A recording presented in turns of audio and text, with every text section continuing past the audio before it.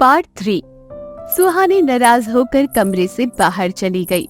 Hall में उसके सास ससुर, बुआ, चाचा चाची बैठे बातें कर रहे थे। सुहानी ने अपनी सास के अनुसार सबके पैर छुए। सभी सुहानी की सास से बोले, बाहू पहले चाय बना दे सबके लिए। सुहानी किचन की ओर जाते हुए घबरा रही थी।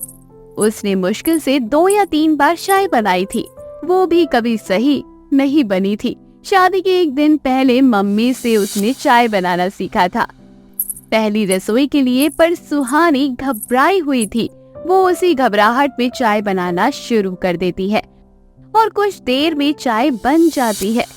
वो चाय लेकर बाहर जाती है और सबको चाय सर्व करती है।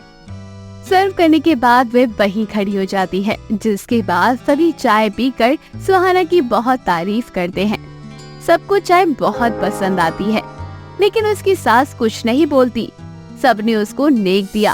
किसी ने उसे सोने के झुमके दिए तो किसी ने सोने के कड़े और किसी ने चेन दी।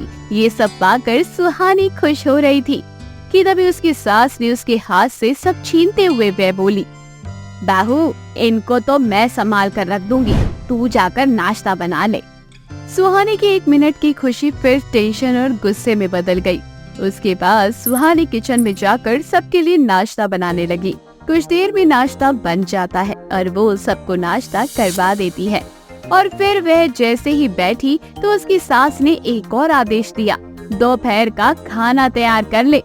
सुहानी गुस्से से खुद से बोलती हुई, इस अजीब झमेले में पड़ गई हूँ मैं यहाँ। डॉक्टर बनती तो मेरे पास आज नौकर चाकर काम करते, और कहाँ गृहिणी बनकर रसोई में चिपकी हुई हूँ। अपनी किस्मत पर रोना आ रहा है। मन में बड़बड़ाते हुए वो किचन की ओर चली गई और सबके लिए लंच बनाने लगी। तभी वहाँ शिवांश आ जाता है और उससे बोलता है, लेकिन सुहानी उससे नाराज थी, इसलिए उसकी बातों का वह कोई जवाब नहीं देती। तभी शिवांश उसको पीछे से गले लगा लेता है और उससे बोलता है, What happened, sweetheart? नाराज हो? Shivi please leave me alone. खाना बनाने दो मुझे, अभी मुझे तुमसे कोई बात नहीं करनी है। लेकिन इतना गुस्सा किस बात का है? शिवी जाओ यहाँ से, इरिटेट मत करो। अच्छा चलो एक बात तो सुन लो, इस लाल साड़ी में आसमान से उतरी परी लग रही हो। और मेरे घर वाले कितने लकी हैं जो परी के हाथ का खाना खाएंगे। ना चाहते हुए भी सुहानी की हंसी छूट गई। हंसी को छुपाते हुए वह बोली, मुझे मालूम है मस्का क्यों लगा रहे हो।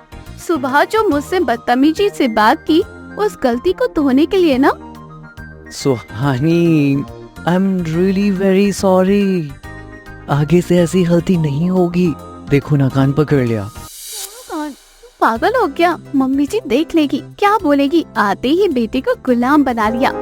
इसके बाद दोनों हंसने लगे। अरे इतनी खूबसूरत बीवी हो किसी की, तो गुलाम बनने में हर्जी क्या है। तभी वहाँ कलावती आ गई और भड़कती हुई शिवांश से बोली, अरे शिवांश क्या कर रहे हो तुम किचन में? अरे किचन में मर्द का क्या काम, और तुम बहू काम के समय गप्पे लगा रही हो। बाहर तुम्हारे ससुर और बुआ खाने का इंतजार कर रहे हैं। जी मम्मी जी, बस आधे घंटे में बन जाएगा। उसके बाद शिवांश वहाँ से चला जाता है। दोबारा उसकी सास उससे बोलती है, जल्दी जल्दी हाथ चलाओ और सुनो, खाना स्वादिष्ट बनना चाहिए, समझी? जी मम्मी जी। खाना बनाने के बाद सुहानी ने सबको खाना सर्व किया। लगभग 2 बजे उसने सारा काम खत्म करके खाना खाया। उसके बाद बुआ, चाचा और चाची घर से जाने लगे। जाते हुए बुआ ने सुहानी से कहा, देखो सुहानी बहू, अब तुम इस घर और घर वालों को अच्छे से संभालो। किसी को शिकायत का मौका मत देना। अपने सास ससुर की खूब सेवा करना। और हाँ, अब जो भी है तुम्हारा ही है, तो अपनी सासू को माँ समझकर आराम देना। सारा काम अब तुम खुद ही संभाल लेना, ठीक है ना? जी बुआ सास, आप जैसा कहो। सबके जाने के बाद सुहानी भी कमरे में चली जाती है और खुद से बोलती है, क्यों एक बहू को ही सब जिम्मेदारियां समझाई जाती है? क्यों उसे ही कहा जाता है कि सबको संभालो, सारा काम तुम ही करो? क्यों? क्या सारी जिम्मेदारी उसी की बनती है, परिवार की नहीं? क्या परिवार की एक बहू के प्रति कोई जिम्मेदारी नहीं बनती कि उसे खुश रखे? थोड़ी आजादी दे। अरे वो भी तो अपना घर परिवार, माँ बाप, भाई बहन, सगे संबंधी सबको छोड़कर एक नए परिवार में आई है। उससे ज्यादा अरे प्रेम नहीं दो तो उसे कोई माहौल तो दो वैसा जिससे वे अकेला महसूस न करे। सब उसी को हिदायत दे रहे हैं। कोई सास से तो नहीं कहता कि नई बहू आई है उसको खुश रखना है, थोड़ी जिम्मेदारी तुम भी बांट लेना, उसे माँ बाप का प्यार देना। सच पूछो तो ये दुनिया ही जालिम है, बस हमें अपने नियम और कानून बताने लग जाती है और उसूल में बनाए रखने लग जाती है।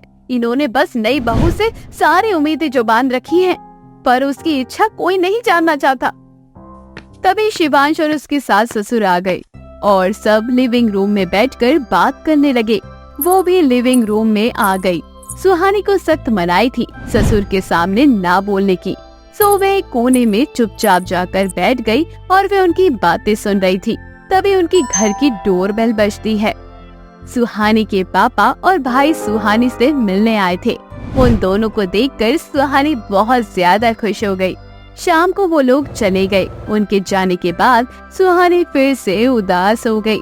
उसे उदास देखकर उसका मन बहलाने के लिए उसे छत पर शिवांश ले गया। वे दोनों ने खूब हंसी मजाक और बातें की। तभी सुहानी खुश हो गई। अगले दिन उन सबको एक गुड न्यूज मिली। शिवांश की जॉब एक बड़े हॉस्पिटल में लग गई। वे वहाँ डॉक्टर बन गया। सब बहुत खुश थे। आगे की कहानी जानने के लिए हमारे अगले भाग को जरूर देखें।